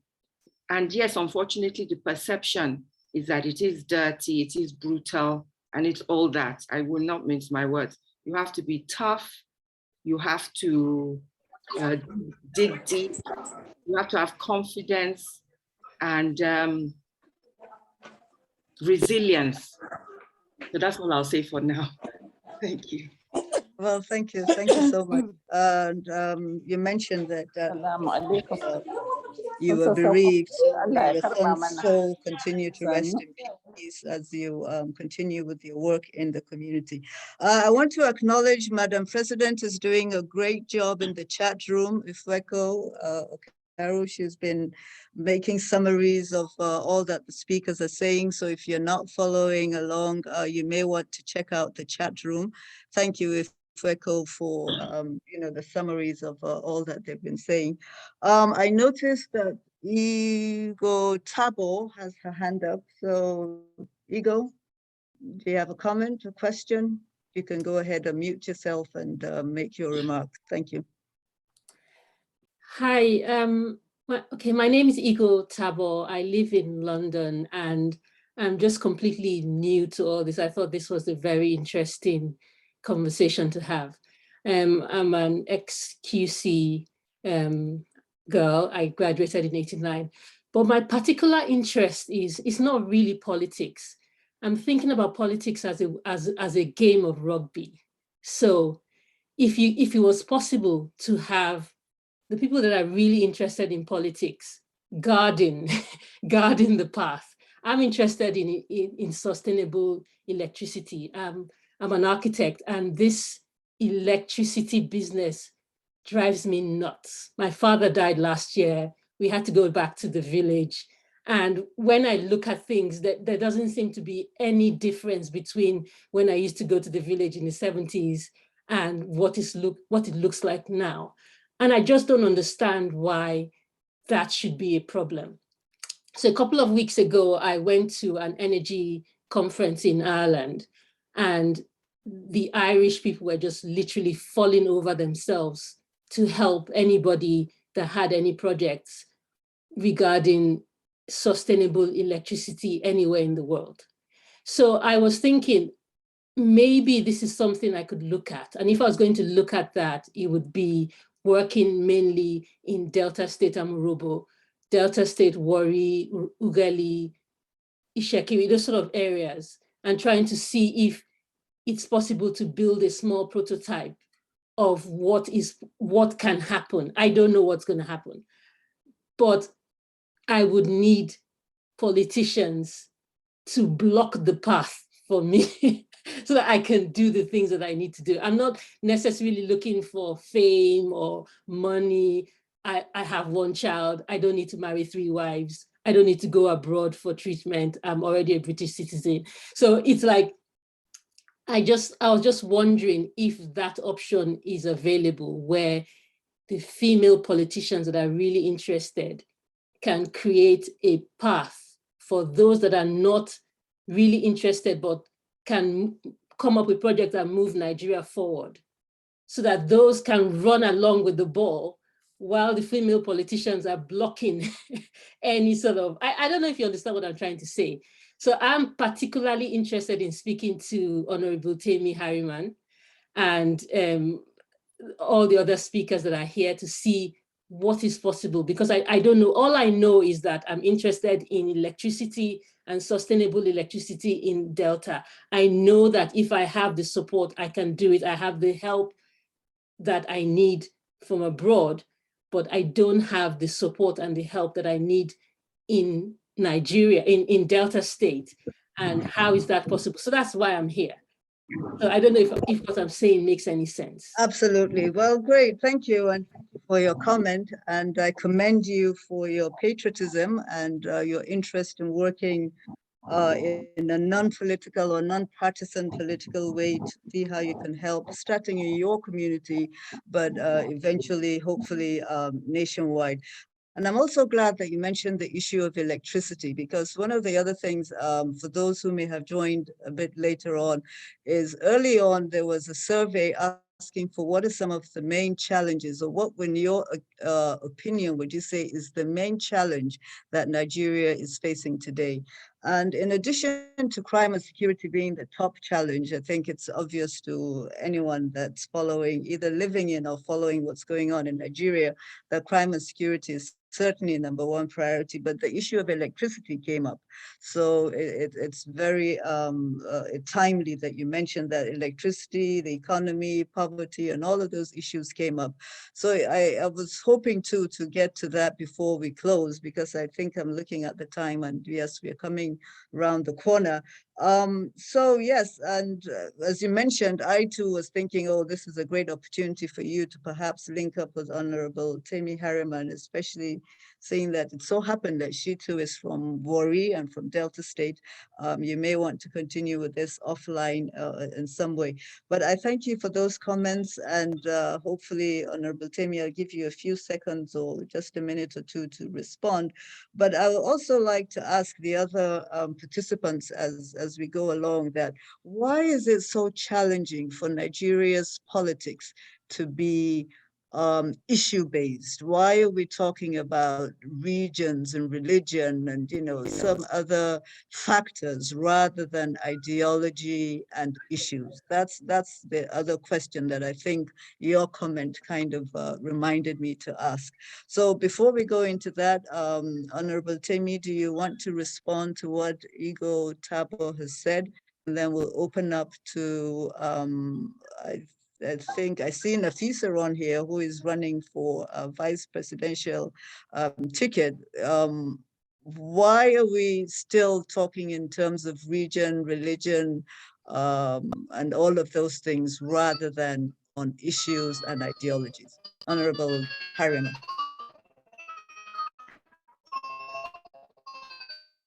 Can you unmute yourself, please? It sounds like she's talking about a developmental issue. She has a project in mind. I don't know. Right. We can talk offline, and Right. maybe I can find out a bit more about what she has in mind. Right, I thought so. Okay, so Igo, does that help in some way? You may want to send Honorable Harriman a direct message and see how you can continue from here. But thank you Okay, so much for the I'll comment. do that. Thank you. All right. Thank you very much. Thank you. Thank you. So Nafisa Bolori, can you tell us some of the challenges of why we are still region-based, religion-based, and even money-based from what we've seen in the recent primaries, and not ideology or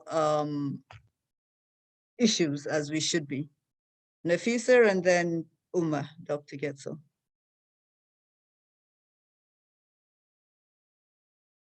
Is Nafisa Bolori still on here? Perhaps not. I remember, I think she's the lady that was in the hospital with her dad. So maybe we'll just go ahead and have you jump in here, Uma.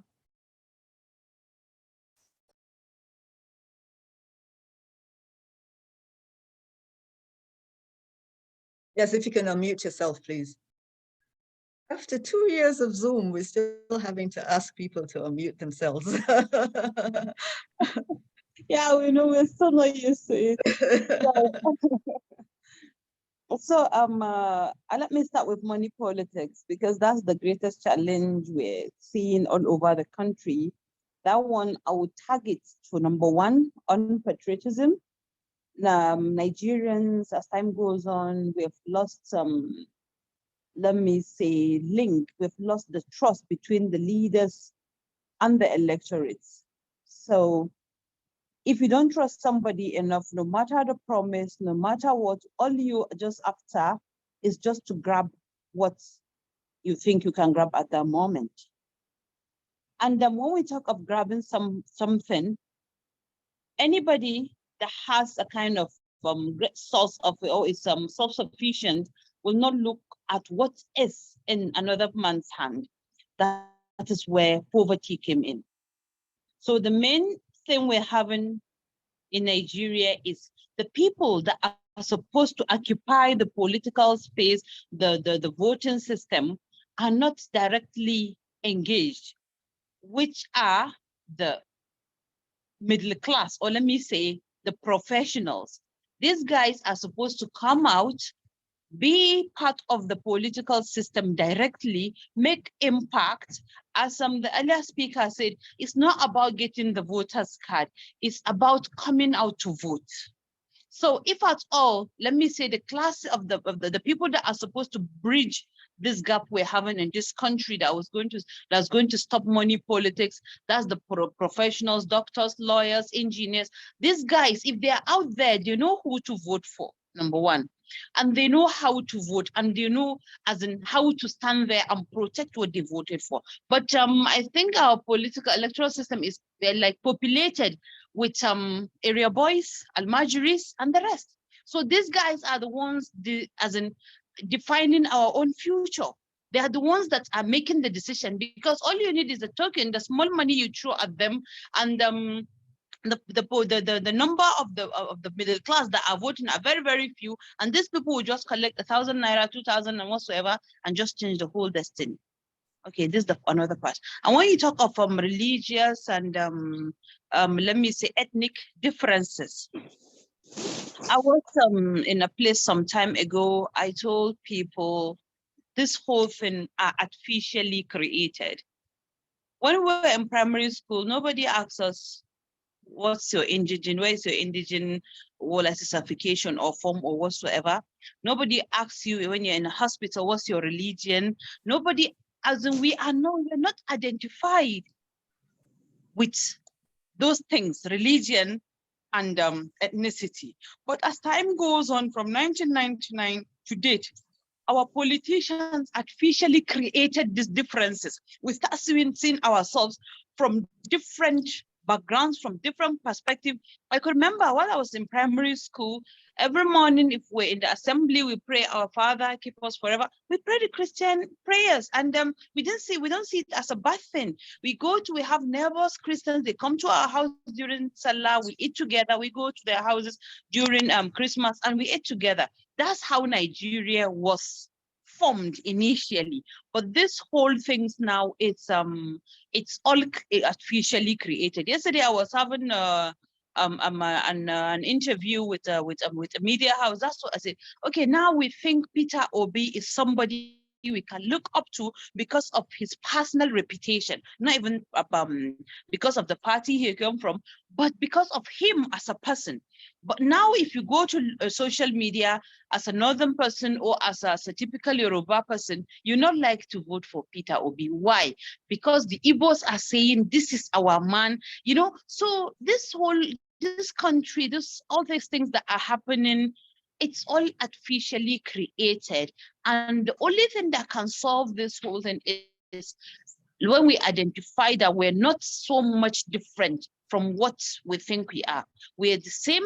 It's just that some few people that are having personal interests are the ones that are dividing us. And very, very unfortunate. When you see people up there eating their national cake, you don't care whether I'm Yoruba, I'm Igbo, I'm Hausa or Fulani, whatsoever. They are brothers. But if you come downstairs, it's the common man that's killing himself about these differences, about all this, let me say artificial hatred.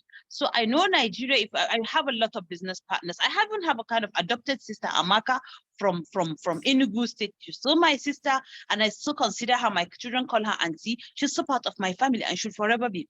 So if at all somebody, and she has never converted to Islam or anything like that, but she stays in my house. Okay, if at all such kind of things, you can create a kind of unnatural, or let me say unbiological bonds and still love that person. So how different are we?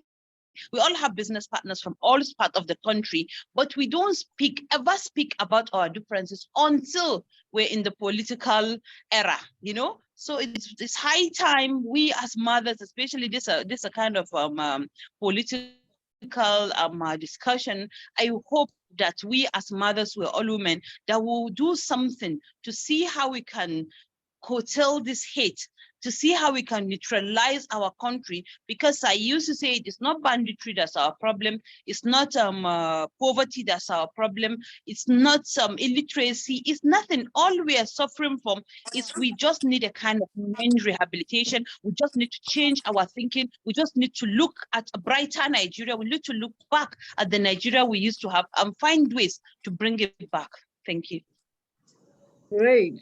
Thank you so much for those comments. I'm sure it resonates much with many of us, because as you were speaking, I don't know if you noticed or not, but I was nodding, because I always say to the younger people that the Nigeria I know, just like you said, I mean, we Muslims and Christians, we all were together, we attended each other's Salah and Christmases and so on and so forth. And so I'm still scratching my head wondering, what happened? Why are we where we are today? And I think most importantly, and you try to speak a little bit about this, is what can we do to change it? How can we bring about a reversal to the point where we are no longer talking about religion and regions and so on and so forth, but we are going back to the issues of ideology and issues. So I thank you so much for those comments, Dr. Getzo. I would like to invite well, everybody gets a doctorate. Honorable Teju Ashore. I'm not sure if she's still on. Honorable Teju Ashore, are you still with us? Uh-oh. It seems like she may have She is. dropped out. I'm asking her to unmute. She's right on. Okay. All right, so Right Honorable Teju Ashore, do accept my apologies. Please share with us your thinking about politics in terms of ideology rather than all these cliches that politicians have tried to divide us with. How can we get back on track talking about ideology and talking about issues, and how do we go about galvanizing the women folk to make sure that we make a difference? Right, Honorable Teju Ashore. I'm not seeing her though. Okay, here I am. All right, good, thank you. Okay, basically we need to first of all arm ourselves with education. You know, if you are educated, there's nothing the men are doing that you cannot do. That's the first thing. The second thing is to encourage more women by having some mentorship for them and guiding them. The only problem we have with mentoring is that we don't all belong to the same political party. For example, I'm APC. Like I said earlier, I was in the House of Assembly for 16 years straight. And I've also gone through a lot when you talk about different kinds of experiences. So you understand that it's not a bed of roses. You're going there there's no affirmative action per se. So there's no way they're going to save you a certain percentage of seats for women anywhere. There are many states that they don't even have one single woman in the House of Reps. You have some that even in the House of Assembly, they do not have any. And sometimes if they do, it's less than the 30% that we're talking about.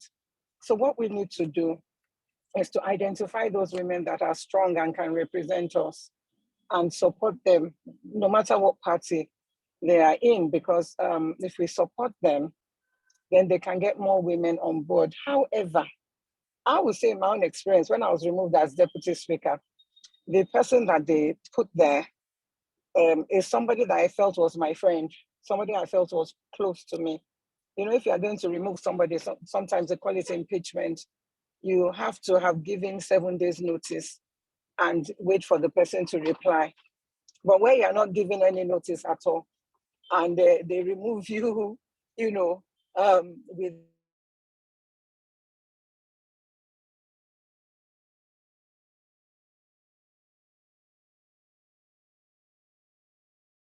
Okay, so it seems Right Honorable Tejuosho may be having some difficulty with her network right now. Hello? Okay. Can you hear me now? Yes, yes. Hello? Yes, come on, Sorry, I yes. don't know what happened. Yes, we can hear I you. just lost You can go connection. ahead. Okay. So where somebody that you find you think is close to you, when you travel, the person actually sleeps in the same bed as you do on holiday and things like that. And then they want to remove you and the person doesn't even call to give you a heads up that this is what is going on. You can imagine, do I call it treachery? Do I call it betrayal? I don't know how to describe it, but those are the kind of things that happen. But my own point is that you still have to be strong no matter what. I have never been discouraged. I'll continue to, you know, participate in politics. I'll continue to encourage other women. And the only way we can get more women on board is for us to identify strong women that can withstand the heat. Because politics, you know, you've heard everybody's experience. There's all sorts of tales of, how do I describe it without scaring you away? But they're very, very, do I say horrific tales? But if you've made up your mind that you want to be a politician, then you cannot shy away from those things like thuggery and things like that. You must understand the system that you are, you know, practicing politics in. My own constituency is Mushin Constituency 1. Mushin constituency, I believe if you can represent people of Mushin, you should be able to represent people all over Nigeria.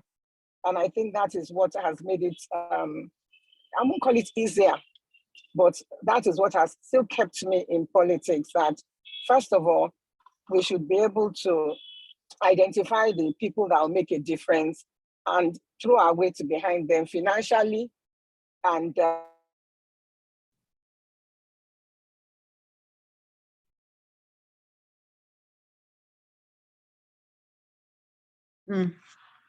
Okay, so it seems like once again, Right Honorable Tejuosho is having some challenges with her network. We are actually coming up on the hour, so we have just less than 15 minutes, just about 10 more minutes to wrap this up. I truly want to appreciate each and every one of you for joining us today. I think we've had a splendid time. I want to thank all the participants, the speakers that have made their comments, to thank Madam President for the hard work she's put in the chat room. Thank you for all the comments. Let me see if I could just read a few of these before the time is up, so that I make sure that I did not miss anyone. And then we probably will wrap it up. But thank you to the phenomenal group of women that have been here today. I am certain that they have encouraged many others that are on today to at least begin to think in terms of being a little more interested in what's going on in politics, and hopefully to join or at least to support other women as they journey along the political landscape. So first there's the comment, Honorables Harriman and Tejuosho, can you outline key steps to assist young women who have never been in politics and are desirous to be involved to participate? So in the next 10 minutes or so, maybe a minute each, Honorable Harriman, what are the key steps that you think can assist young women who, having heard all of this, still feel inspired to join? What would you say to anyone who is interested in wanting to participate in politics? I think earlier speakers have touched on it. First of all, you identify the community, the constituency you want to operate from. You have to go to the grassroots, take part in meetings, attend meetings, Be consistent, be reliable. Let them see you as somebody who's part of the gathering, the grouping, the system, not somebody who's just jetting in prior to elections. Oh, I want to be elected. And then you don't do well or you lose and you disappear. No, you stay consistently with them, get to know them, let them know the type of person you are and participate. At the same time, as networking, you build your confidence, go to the meetings, don't keep quiet, say something, have an opinion, take a position and stand for something. Then they begin to know the type of person you are, your character, your attributes. Even if you're not financially strong, they'll say this person, this woman has a point of view, she has an opinion, and they will add to your 2 cents. If you now come out and indicate that you want to run for councillor, pitch your level correctly. Sometimes we overreach, often, and pitch your level gradually. Start where you think you can gradually move up. And if you fail, it doesn't matter, you keep trying and trying. And if you are consistent, they will see you and they will stay with you. Part of the reason why some of them haven't left, like I said, is the followership. You will then begin to build up followership. And with that connections, people will actually even want to help you one way or the other in cash and kind. And then you stay with them and you go through the system. And before you know it, you will be contesting for one position or the other, and you will actually win. So that's the thing. You can't be flirt or take it as a game, and also your motivation. Why do you want to contest? There's no ideology so far in Nigeria, even though some parties say they are progressive or not so progressive or conservative. We don't have ideology as in abroad in the classical sense, but we have ideology in that all politics is local. So the issues are local, and some people are in it for their private good, their personal good, or others are in it for the good of the greater good, for the masses. So that's the difference. You can tell people who are in it more selflessly than others.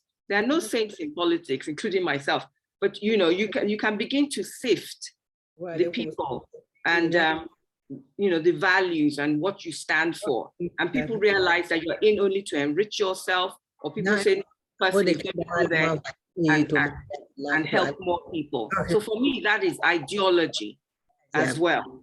Thank you.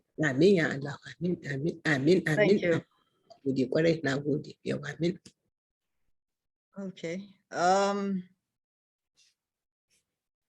Honorable Tejuosho, I think I said I will hand it to you just a minute or so, because I think you've actually mentioned a few things too, but because the question was asked on the platform and it was directed at you, I thought to give you the opportunity to just say 1 or 2 things before we wrap this up.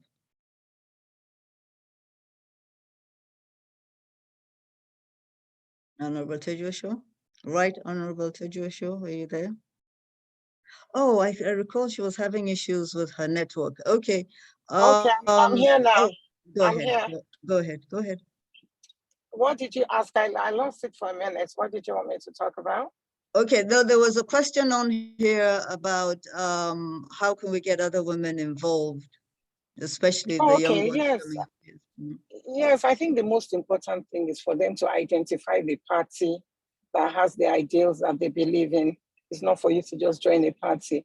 Or if you don't understand the ideals, identify a person that you respect, a woman or a gentleman that you respect, a man of integrity, a woman of integrity that you can relate with.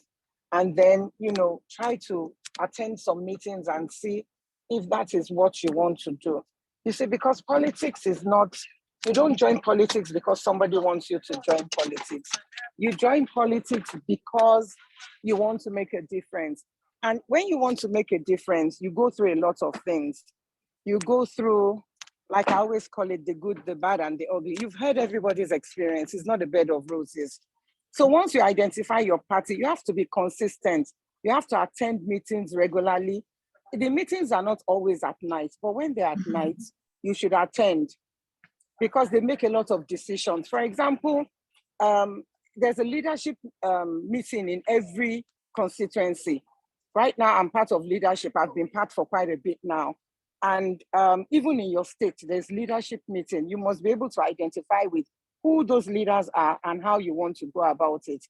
When you want to run for election, you have to first scale the primaries the primary elections. If you don't, you cannot partake in the general election. So it's quite like I always tell people, politics is not for jobless people. Politics is for the serious-minded people who are ready to keep on trying. It's like you fall off a horse. What do? You get back on it until you master it. So I am ready to actually even mentor people. If there's anybody, if there's any young person that wants to go into politics, I'm ready to be there for that person to put you through, show you what to do, where to go, how to go about it. But you cannot be a politician without your PVC. You cannot, it's not possible because you have to be able to vote and be voted for. And therefore, the first thing you must do right now is to go and register to vote, get your PVC, and then you can join a political party. So like I said, I'm ready to mentor anybody that so desires. And even if it's not a mentorship thing, I'm ready to be a sister to my sisters. Whether you're a QC person or not, as long as you're somebody that is interested in making a difference. I think that's it. It's very straightforward. It's like you want to become a lawyer, you have to go to university to study it. You want to become a politician, you have to experience it and study it to master it. And so we're here for you. I'm sure Honorable Aisha, Honorable Harriman, and Honorable Umar, all the people that have spoken are ready to actually assist other women to climb. Because maybe if we had other women to help us, it won't be so rough. We have had to do it all by ourselves. We have had to fall and stand up again. And I believe we remain standing. And by the grace of God, we'll achieve what we want. Fantastic. Thank you so much for those very inspirational words. As you were mentioning, I said to myself, oh, this is an excellent opportunity for any woman who is interested in going to politics to take on Right Honorable Funmi Tejuosho's offer of being able and willing and available to help in some kind of formal or informal mentorship, but as least as a sister. So I truly appreciate those comments, and hopefully you will get more phone calls and messages, and we should see more alliances and collaborations going on. If it was music, I'm sure we would have been seeing a lot of collaborations and hopefully award-winning collaborations from just this exercise. So we have just 3 more minutes. We intend to close on the dot. I think Nafisa Balori may not be able to join us, so the only other person left is Dr. Uma Getso. Like we said, she is, I think, the youngest on the platform today. She was the candidate for YPP, the Young Progressive People's Party, and she's now the Deputy National Chair of YPP. The apologies from 2 other speakers that we were expecting, Senator Uche Lillian Ekwunife, who is the senator representing Anambra PDP, and also apologies from Honorable Benila, who is a Federal House of Representatives representing Langtang North and South and Plateau. It would have been nice to hear their points of view, but they were not here. Apologies on their behalf. Uma, in 30 seconds, please give us your closing remarks.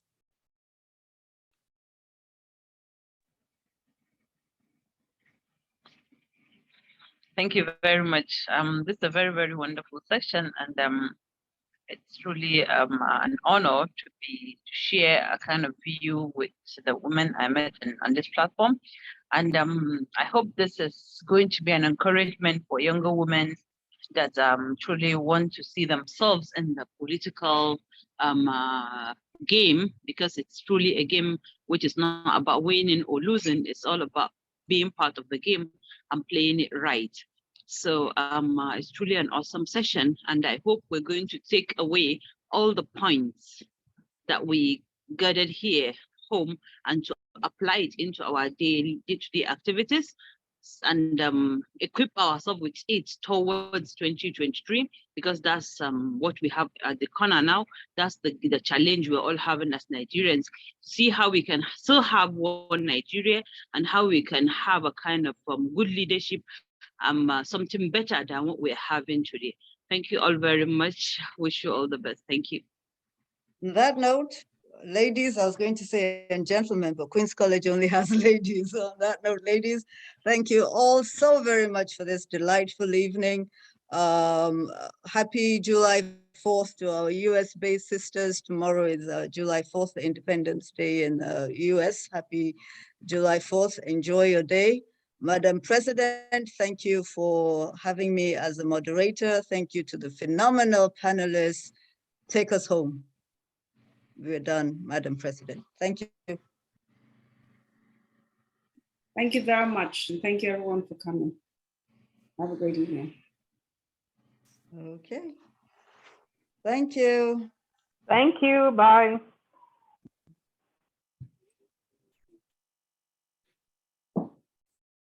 Well done, Talia. Thank you. That was really nice. Thank you so much. Thank you. Well done, Chalia. Great job, girl. Great job to all of you. Thank you. Fabulous. Bye. Tammy, nice to see your face. Well done. Keep the spirit up. Bye-bye. Thank you. Well done. Bye, Charlie. Bye, Ifweko. Bye, Timmy. And thanks, Senior Irene. Thank you for joining. I don't know if she's still on. Okay, thank you, dear. Well done. Bye. Thank you. Well done. I sent you, well done. I sent you a private chat. More grease to your elbows. All right, cheers. Thank you. God bless. Thank you, ma'am. I sent you a private chat. You didn't check. Okay, I'll check. I didn't see it. Sorry. Okay. Bye. Well done. Thank you. Oof. Yeah, I was trying to not exceed 3. I mean, exceed 8 o'clock. Charlie, well done. Well done. All right. Well, thank all you. On time. Thank you. What are you trying to do? Mommy, what are you trying to do? Leave. Okay, then tap leave. Yeah, you can do it. Tap it, press it.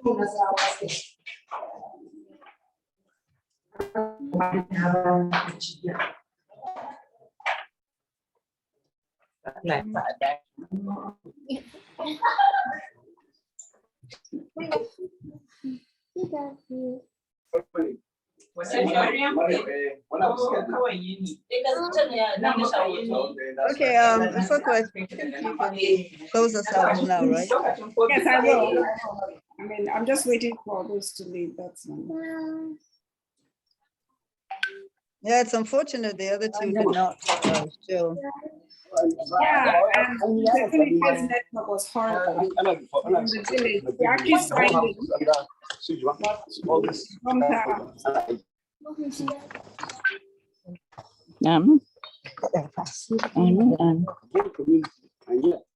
They came in the night and left in the night.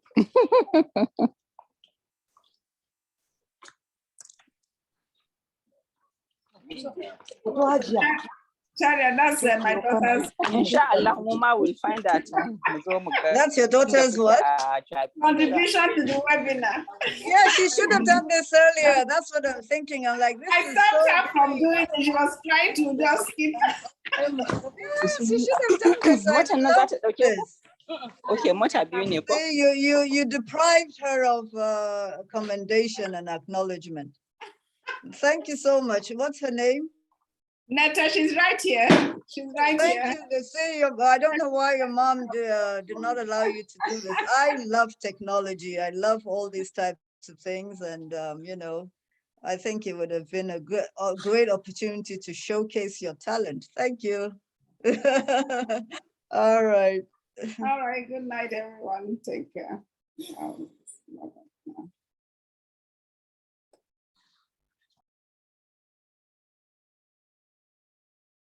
Can we leave now? I think everyone is gone.